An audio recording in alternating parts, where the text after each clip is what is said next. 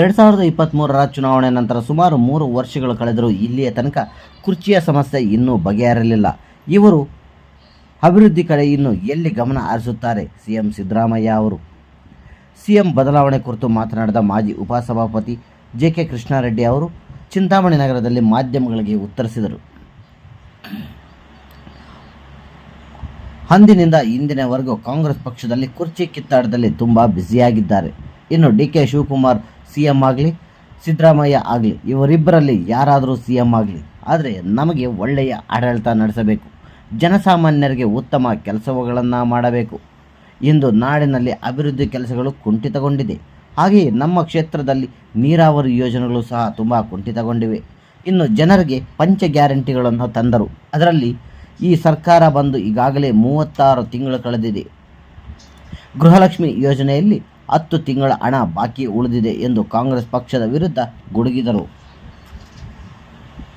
CM ಬದಲಾವಣೆ ಬಗ್ಗೆ ಅವರು ಕಾಂಗ್ರೆಸ್ ಪಕ್ಷಕ್ಕೆ ಸಂಬಂಧಪಟ್ಟಿರ್ತಕ್ಕಂಥದ್ದು ಕಳೆದ 3 ವರ್ಷಗಳಿಂದ ಕೂಡ ಅದೇ ಚರ್ಚೆಗಳು ನಡೀತಾ ಇತ್ತು. ಅವರ ಅಭಿವೃದ್ಧಿಗಿಂತ ಜಾಸ್ತಿ ಈ ಕುರ್ಚಿ ಕಾಳಗನೇ ನಡೀತಾ ಇತ್ತು. ತಮಗೆಲ್ಲರೂ ಕೂಡ ಗೊತ್ತಿರ್ತಕ್ಕಂಥ ವಿಚಾರ. ಹಾಗಾಗಿ ಅದು ಕಾಂಗ್ರೆಸ್ಗೆ ಸಂಬಂಧಪಟ್ಟಿರ್ತಕ್ಕಂಥ ವಿಚಾರ.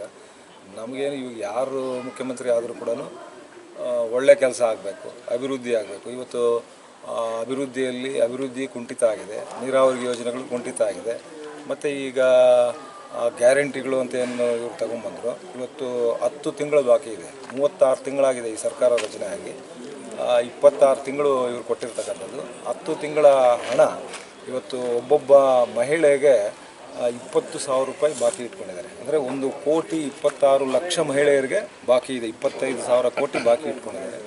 ಹಾಗಾಗಿ ಇಂಥವೆಲ್ಲ ಸುಳ್ಳು ಹೇಳಿ ಅಧಿಕಾರಕ್ಕೆ ಬಂದು ಇದನ್ನು ಇಂಥ ಲೋಪದೋಷಗಳು ಕೂಡ ಯಾರೂ ಕೂಡ ಒಪ್ಪೋದಿಲ್ಲ. ಹಾಗಾಗಿ ಸರಿಯಾದಂಥ ರೀತಿಯಲ್ಲಿ ಆಡಳಿತ ಮಾಡಿದರೆ ಕರ್ನಾಟಕ ರಾಜ್ಯದ ಜನರಿಗೆ ಒಳ್ಳೆಯದಾಗುತ್ತೆ. ಸೊ ಇದರಿಂದ ಬಂದು ಅದನ್ನು ಸರಿಯಾಗಿ ನಡೆಸ್ಕೊಳ್ಳಲಿಲ್ಲ ಅಂತ ಹೇಳಿದರೆ ಸಹಜವಾಗಿ ಲಾಭ ಆಗುತ್ತೆ.